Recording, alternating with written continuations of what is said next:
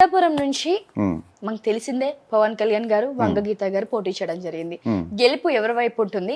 ఈసారి పిఠాపురం నుంచి పవన్ కళ్యాణ్ గారు గెలుస్తారా? అసెంబ్లీకి వెళ్ళే ఛాన్సులు ఉన్నాయా? నేను ఎప్పుడో చెప్పానమ్మా, అక్టోబర్ 11 వచ్చిన వీడియోలో సుమన్ టీవీలో, పవన్ కళ్యాణ్ గారు కూటమిలో వెళ్తే గెలుస్తారు, ఒంటరిగా వెళ్తే గెలవరని చెప్పాను. అది ఆన్ రికార్డే ఉంది. ఇప్పుడు కూడా కూటమిలో వెళ్ళారు కాబట్టి గెలుపు అవకాశాలే ఉన్నాయి. ఆయనకి అసెంబ్లీలోకి అడుగుపెట్టే అవకాశాలే ఉన్నాయి. దేశవ్యాప్తంగా అధికారంలోకి వచ్చే పార్టీ ఏది? దేశవ్యాప్తంగా నేను ఎప్పుడో చెప్పాను గత ఇంటర్వ్యూల్లోనే, మళ్ళీ బీజేపీ వస్తుందమ్మా ఎన్డీఏ కూటమికి. అప్పుడు 305, 310 సీట్లతో అని చెప్పాను.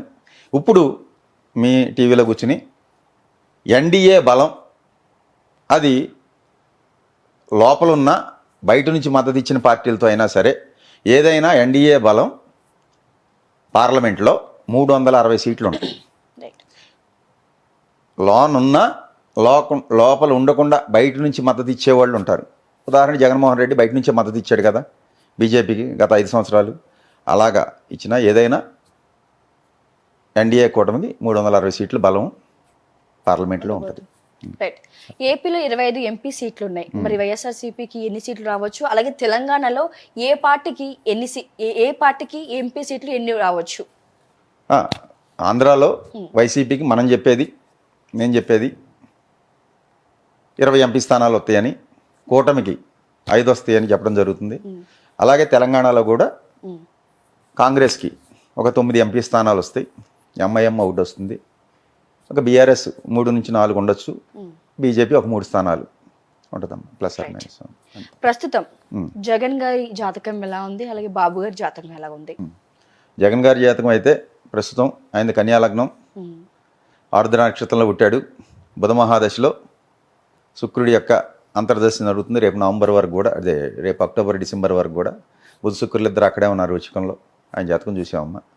ఆయన జాతకం ప్రకారం మళ్ళీ 122 సీట్లు గెలుచుకుని మళ్ళీ ముఖ్యమంత్రిగా ఆయన ప్రమాణ స్వీకారం రేపు ఆంధ్రాకి మళ్ళీ చేస్తారు వైజాగ్లో. Right. So CM Revanth Reddy గారు ఇందాక మనం డిస్కషన్ చేసుకున్న ప్రకారంగా 5 ఏళ్ల పరిపాలనలో ఉంటారని కొంతమంది, ఉండరు అని కొంతమంది, మధ్యలో దిగిపోతారని కొంతమంది. ప్రస్తుతం ఆయన జాతరీత్యా ఆయన సిచ్యువేషన్ ఎలా ఉండబోతుంది? నేను చూశానమ్మా ఆయన జాతకం. వేరే విశ్లేషణలో చెప్పాను, ఆయనకి ఫలానా దశ స్టార్ట్ అయింది, ఈ టైం నుంచి ఈ టైంకి తప్పకుండా ముఖ్యమంత్రి అవుతారని ఆ ఇంటర్వ్యూలో కేసీఆర్ గారి జాతక విశ్లేషణ, ఈయన జాతక విశ్లేషణ కూడా చేసి చెప్పడం జరిగింది. ఆయన కొండారెడ్డిపల్లిలో 4:30కి పుట్టారు. ఈ లగ్నం మేషలగ్నం, సప్తంలో ఈ గ్రహాలు ఉన్నాయని, షష్టాధిపతి సప్తంలో ఉన్న బుధ మహాదశ ప్రారంభం అయ్యాకే ఈయనకి సీఎం యోగం వస్తుందని చెప్పడం జరిగింది. అలాగే వచ్చారు. ఈయన పూర్తికాలం, మీకు లైవ్లో చెప్తున్నాను, పూర్తికాలం 5 ఏళ్ళు సీఎంగా కొనసాగుతారు. ఇంతకుముందు కూడా 2014లో కేసీఆర్ గారు అవుతారని చెప్పాను. 2019లో 18 డిసెంబర్ 13న కేసీఆర్ గారు మళ్ళీ ప్రమాణ స్వీకారం చేస్తారని చెప్పాను. అలాగే చేశారు. ఆయన రేపు సాయంకాలానికి దిగిపోతారని చెప్పాను. అదే జరిగింది. అది రేపు 2019లో కూడా జగన్మోహన్ రెడ్డి గారికి 126 ఎమ్మెల్యే సీట్లు ప్లస్ 21 ఎంపీ సీట్లు వస్తాయి అన్నాను. నన్ను అందరూ వీడు ఏదో అని చెప్పి ట్రోల్ చేసి అన్నారు. సరే, వచ్చాక తెలిసింది కదమ్మా.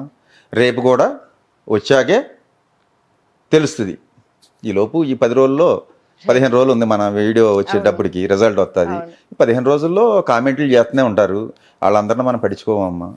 ఇది తెలంగాణలో బీఆర్ఎస్ పార్టీ అంతమైపోతుంది, ఇంకా కేసీఆర్ జైలుకి వెళ్తాడు అని అంటున్నారు. ప్రజెంట్ కేసీఆర్ గారి జాతక ప్రకారంగా ఆయన సిచ్యువేషన్ ఎలా ఉండబోతుంది గురు? అదే సిచ్యువేషన్ అయితే బాగోలేదమ్మా. నేను చెప్పాను అక్టోబర్ 9 నుంచి ఎప్పటి నుంచో ఆయనకి బాగోలేదు, బ్యాడ్ టైం స్టార్ట్ అయిందని. సో ఆ తర్వాతే డిసెంబర్ 19 వరకు ఉంది అది ఆ గ్రహం. ఆ జరిగే కాలంలో ఇబ్బంది ఉంటుంది అన్నాను. అదే టైంలో దిగిపోయారు, ప్లస్ పడిపోయి ఆయనకి సర్జరీ అయింది కూడా డిసెంబర్ 19 ముందే. సో ఆయనకైతే 2028 వరకు కూడా ఈ పార్టీ అయితే ఉంటుంది.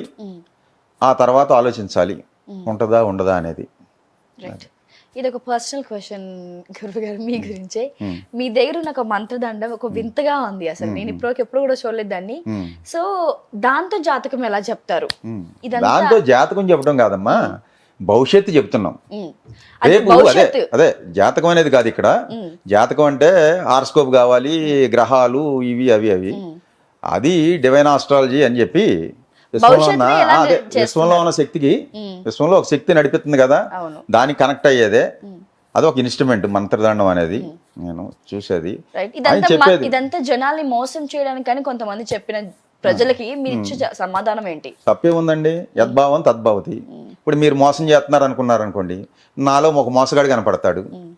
ఇప్పుడు నేను పలికేది సత్యం అనుకోండి, నేను చెప్పింది జరిగింది చాలామందికి, వాళ్ళందరూ ఏమనుకుంటారు, ఓహో ఈయన చెప్పింది జరిగింది అని అనుకుంటారు కదా. అది ఇక్కడ నేను జనాలను మోసం చేసి నేను డబ్బులు సంపాదించుకుని నీకు ఆ పూజలు చేయాలి, ఈ హోమాలు చేయాలి, 10 లక్షలు పట్టురా, 12 లక్షలు అవుద్దని నేనేం చెప్పట్లేదు కదా.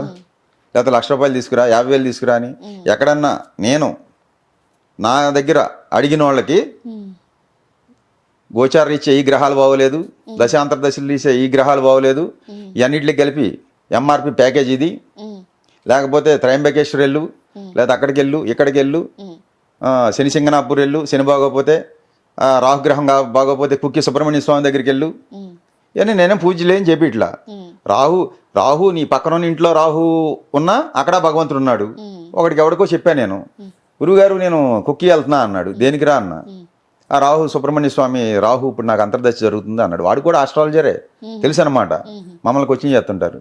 ఈ రాహు గ్రహం నీ పక్కన లేదా అన్న అంటే, ఎక్కడుంది గురుగారు, కుక్కీలో ఉన్నాయో ఉన్నాడు అన్నాడు. అవి పుణ్యక్షేత్రాలు అయ్యో ప్రశస్తమైన కాలంలో పుట్టిని అక్కడే ఉంటాడండి భగవంతుడు, నీ పక్కన ఉన్న విగ్రహంలో కూడా ఉన్నాడు, నువ్వు చూడగలిగే భావంతో ఉంటుంది అన్న. లేదు వెళ్తున్నా అన్నాడు. సరే నీ కర్మ వెళ్ళి అన్న. వత్త అవుటర్ రింగ్ రోడ్లో హైదరాబాద్ ఎక్కాక యాక్సిడెంట్ అయింది. హాస్పిటల్లో ఫోన్ చేశాడు, గురువుగారు కుక్కీ వెళ్ళి వస్తున్నాము, కారు చెత్త అయిపోయింది, మేము బతికున్నాము అన్నాడు.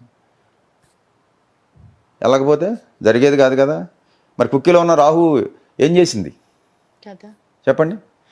ఎంతోమంది పుణ్యక్షేత్రాలకు వెళ్తా యాక్సిడెంట్లే చనిపోతున్నారు. నిజమే. మరి ఆ భగవంతుడు రక్షించాలి కదా. అవును.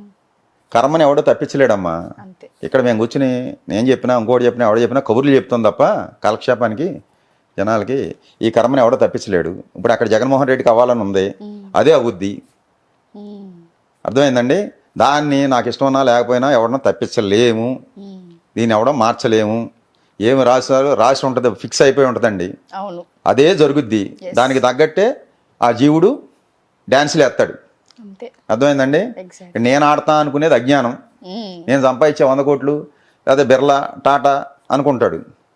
ఏది పెద్ద పెద్దోళ్ళు అందరూ వీడు సంపాదించేది 100, వీడికి లేనికి ముందు ఉంది డబ్బు, వీడు పోయాక డబ్బు ఉంటుంది. వీడు వస్తా డబ్బు ఏమి లేదు, కొత్తగా సంపాదించారు, తీసుకెళ్తా పట్టుకెళ్ళేది లేదు.